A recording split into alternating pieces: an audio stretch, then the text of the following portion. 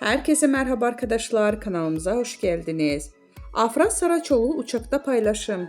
Son olarak Yalı Çapkını dizisinde rol alan Afra Saraçoğlu uçakta verdiği post takipçilerin beğenisine sundu. Yalı Çapkını dizisinde 3 sezon boyunca Seyran karakterine hayat veren Afra Saraçoğlu, oyunculuk performansıyla yanı sıra kariyeriyle sık sık medyanın gündeminde oluyor.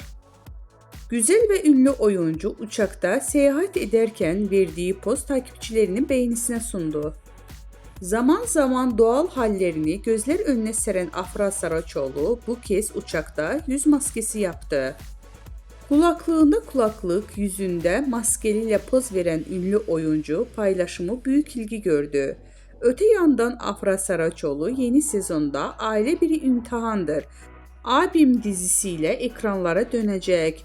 Ünlü isim imzalı dizide Kenan Emirzalıoğlu ile başrollerini paylaşacak. Bizden bu kadar arkadaşlar. Videolarımızı beğenip kanalımıza abone olmayı unutmayalım. Hoşça kalın.